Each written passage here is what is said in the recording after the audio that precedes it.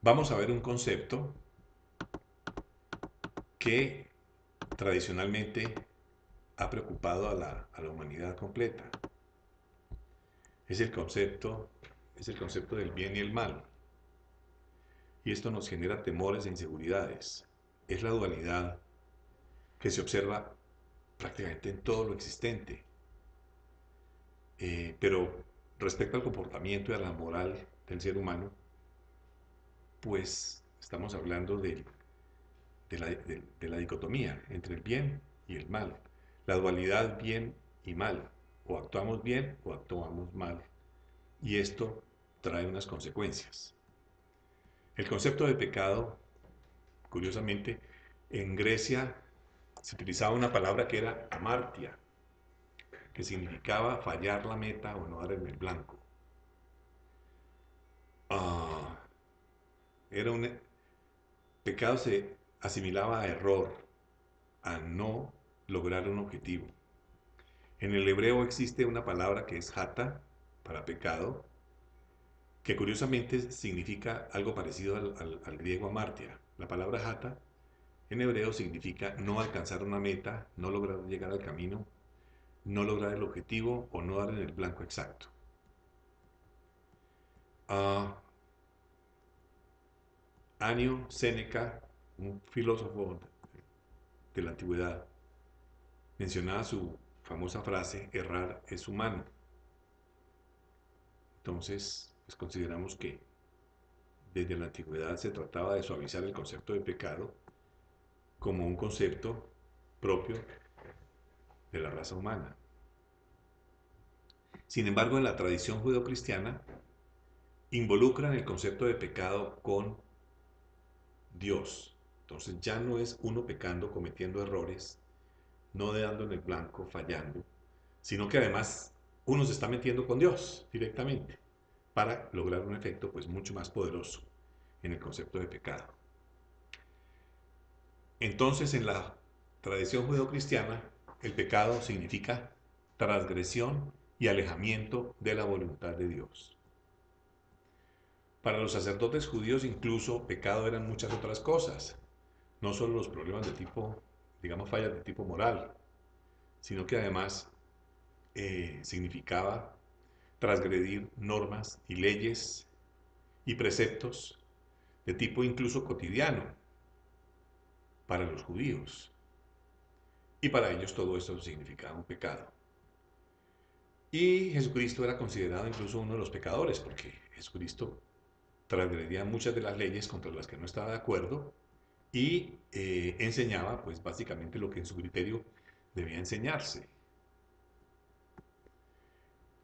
El concepto de pecado entonces significa la manipulación a través del terror. Cuando usted se mete con un ser completamente omnipotente, omnipresente, todopoderoso, y se mete con ese ser, está metiéndose en un terreno supremamente delicado, peligroso, y eso produce un miedo terrible.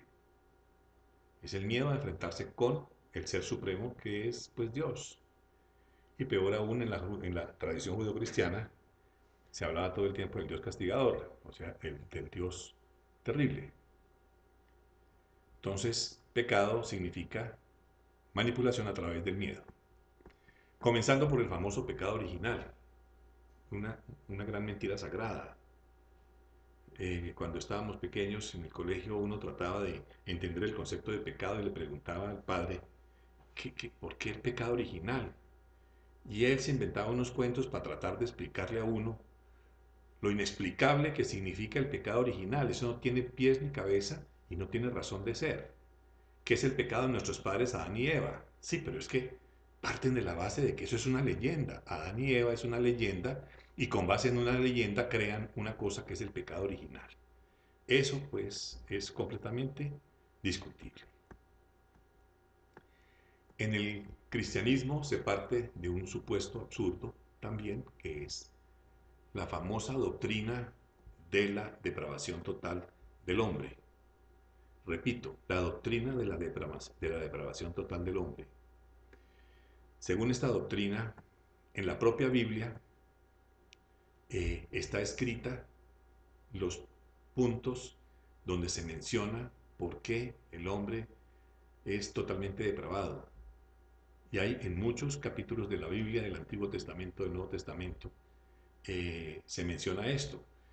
Por ejemplo, en Efesios 2.1 dice, muertos en delitos y pecados. En Efesios también, anda en la vanidad de su mente, teniendo el entendimiento ennegrecido, entenebrecido, ajeno de la vida de Dios, por la ignorancia que en ellos hay, por la dureza de su corazón.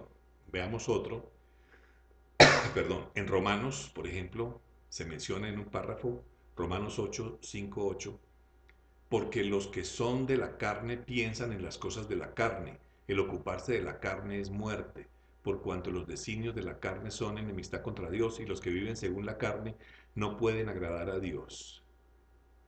Bueno, en Romanos 1:30 habla de aborrecedores de Dios. Ah, vamos al Génesis. Génesis 8:21 dice, porque el intento del corazón del hombre es malo desde su juventud. Ahí nos condenan de una forma terrible. En Juan 8:23, en el Nuevo Testamento, todo aquel que hace pecado, esclavo es del pecado. En Isaías 53:6, cada cual se apartó por su camino.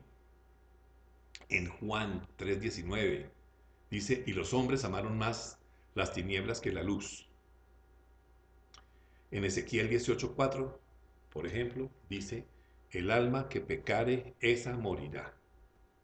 Entonces, pues nos enfrentan con un pecado original cuando no hemos hecho nada, ni siquiera hemos nacido y ya traemos un pecado. Y encima de todo, para salvarnos, solo lo podemos hacer a través de la iglesia, a través de la religión católica. Eso pues es discutible, simplemente discutible.